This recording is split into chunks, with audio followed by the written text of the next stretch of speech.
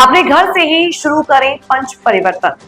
परिवार में संस्कार, समाज में सेवा और राष्ट्र के प्रति समर्पण से ही सच्चा बदलाव संभव है। श्री रामदत्त चक्रधर जी सह सरकार्यवाह राष्ट्रीय स्वयंसेवक संघ।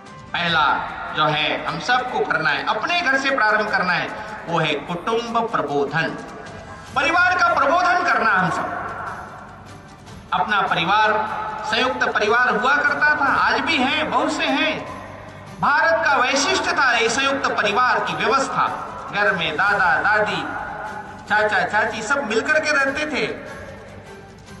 जम्मू कश्मीर में एक परिवार में बड़ा परिवार अपने कार्यकर्ता मिलने के लिए गए तो उन्होंने कहा देश को एक रखना है तो परिवार को एक रखना हम शुरू करें। परिवार एक होगा तो देश एक हो जाएगा। परिवार साथ नहीं रह सकते, ठीक है, लेकिन परिवार एक रह सकता है। छत अलग अलग हो सकते हैं लेकिन सबका सीना एक होना चाहिए। सबके अलग अलग स्थान हो सकते हैं किंतु सब एक रह सकते, एक हो सकते हैं, इसकी आवश्यकता है। गुलाम भारत के अंदर कलकत्ता उसकी राजधानी हुआ करती। अंग्रेज गवर्नर जनरल थे, वायसराय थे यहाँ के लॉर्ड कर्जन। आशुतोष बाबू श्यामा प्रसाद मुखर्जी के पिताजी बड़े शिक्षाविद थे। उनको कहा आशुतोष बाबू जाओ इंग्लैंड जाओ, कुछ डिग्री लेकर आओ, कुछ सरकार के भी काम करके आओ। आशुतोष बाबू का उत्तर था मुझे मां से अनुमति लेना पड़ेगा। लॉर्ड कर्जन ने कहा मैं इस देश का गवर्नर जनरल बोल रहा हूं, वायसराय बोल रहा हूं, फिर भी तुम कहते हो मां से पूछना पड़ेगा, क्या तुम्हारी मां मेरे से भी बड़ी है? तो आशुतोष बाबू का उत्तर था मेरी मां का दर्जा आपसे कई गुना बड़ा है, शायद आप इसको नहीं समझ सकते। मां से अनुमति मिली तब जाकर आशुतोष बाबू विदेश गए। स्वर्गीय जयप्रकाश नारायण समग्र क्रांति के सब प्रकार से सूत्रधार विदेश गए थे पीएचडी करने के लिए। मां बीमार पड़ गई, तार गया, उसने टिकट कर लिया वापसी का। उनके मित्रों ने कहा जयप्रकाश जी फिर कब आओगे विदेश, कब तुम्हारा पीएचडी पूरा हुआ, पीएचडी कर लो ना। घर के लोग डॉक्टर, वहां के लोग हैं, रिश्तेदार हैं, वो देखेंगे, मां की चिंता करेंगे। जयप्रकाश जी ने कहा मेरा पीएचडी मेरी मां से बढ़कर के नहीं है, इस समय मां को मेरी आवश्यकता है, मैं जाऊंगा, मां की सेवा करूंगा। वे वापस आ गए, मां की सेवा की। आखिरी समय में उनको जीवन का समाधान था, पीएचडी नहीं हो सका, लेकिन मां के साथ आखिरी समय में रहने का उसको एक संतोष था। ये संस्कार रहेगा कि नहीं रहेगा? घर के परिवार के मूल्य रहेंगे कि नहीं रहेंगे? इसलिए आवश्यकता है परिवार प्रबोधन की। ये दूसरों को कहने की आवश्यकता नहीं, अपने घर से शुरू करने की आवश्यकता है। मेरे परिवार के अंदर श्रेष्ठ मूल्य, जीवन मूल्य मिलकर के रहना, ये छोटी छोटी बातें कैसे विकसित हो, कैसे आवे, इसके लिए परिवार प्रबोधन का कार्यक्रम कम से कम शुरुआत में सप्ताह में एक दिन सामूहिक पंगत, सामूहिक संगत, सामूहिक भजन, सामूहिक भोजन यहां से शुरू कर सकते हैं। धीरे धीरे परिवार में आगे और भी अच्छी बातों को धीरे धीरे लागू करते जाना सबकी सहमति से। ऐसे परिवार प्रबोधन हम सबको अपने घर से प्रारंभ करने की आवश्यकता है। दूसरा एक विषय है छोटे बड़े का भेद। हमारे देश में किसी भी ग्रंथ में, किसी भी महापुरुष ने इसको मान्यता नहीं दी है। भगवत गीता के अंदर भी अध्याय 9 के श्लोक 30, 31, 32 में हम कहते हैं, भगवान श्री कृष्ण ने कहा है अपि चेत सुदूराचारो भजते मामनन्य भाग साधुरेव समन्तव्यः सम्यग् व्यवसितो। अतिशय दुराचारी भी मेरा ध्यान करता है तो भी भगवान को प्राप्त कर सकता है। वे कहते हैं भगवान श्री कृष्ण क्षिप्रम भवति धर्मात्मा सस्वत् शांतिम निगच्छति कौन्ते प्रतिजानीहि न मे भक्तः प्रणश्यति।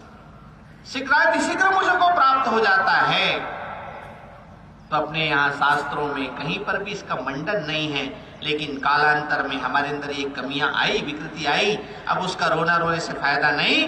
हम में से हर एक को इसके लिए प्रयत्न करने की आवश्यकता है अपने घर से, स्वयं के उदाहरण से। परम पूज्य बाला साहब देवरस ने माता जी से कहा माता जी मेरे मित्र आएंगे भोजन करने के लिए, भोजन कराओगी ना? हाँ कराऊंगी। कहाँ बैठाओगी? बरामदे में। पूज्य बाला साहब जी ने कहा मैं भी कल से बरामदे में करूंगा। माता जी को ध्यान में आएगा। पहले अपने घर में माता जी का परिवर्तन किया। माता जी ने कहा ठीक है बेटा, जो तू जहां चौके में बैठकर भोजन करता है वहीं मैं भोजन कराऊंगी, उनके जूठे बर्तन भी दूंगी। पूज्य बाला साहब देवरस अपने घर से समरसता का संदेश देते हैं। तब जाकर पूना के वसंत व्याख्यान माला में कहते हैं अस्पृश्यता पाप नहीं तो दुनिया के अंदर कुछ भी पाप नहीं। अपने घरों से, अपने घर में छुआछूत नहीं होना चाहिए। कहीं पर भी जाति के आधार पर छोटे बड़े का भेद खत्म होना चाहिए। इस बीमारी ने अपने देश का, अपने समाज का बहुत बड़ा नुकसान किया है।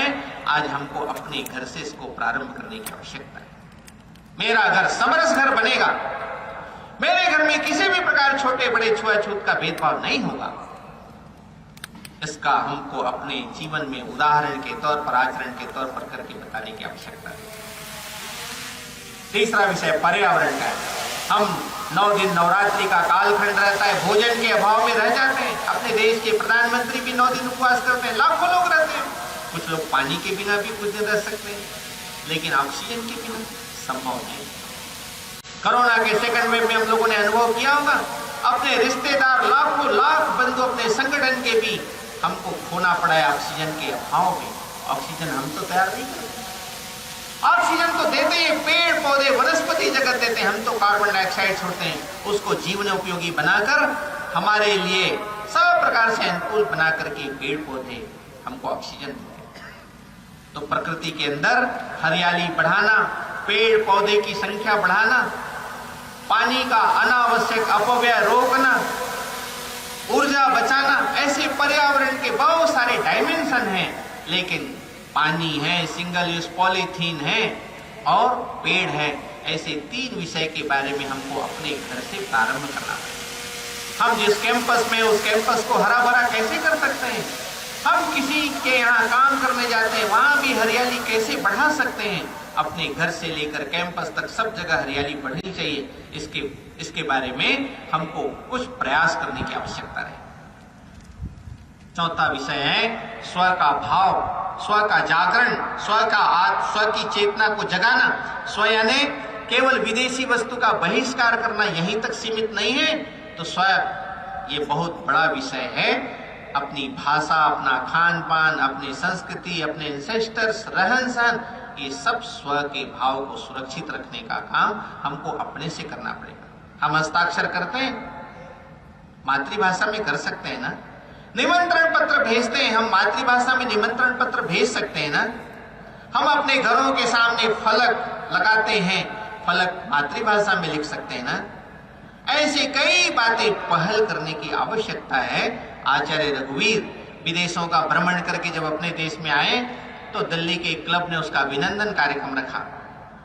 गए आचार्य रघुवीर, वो सब अंग्रेजी में संचालन कर रहे थे। आचार्य रघुवीर ने कहा आप में से कोई विदेश गया है क्या? तो क्लब के एक सदस्य ने कहा अभी 1 हफ्ता पहले मैं विदेश घूम करके आया हूँ, जापान घूम के आया, जर्मनी घूम के आया।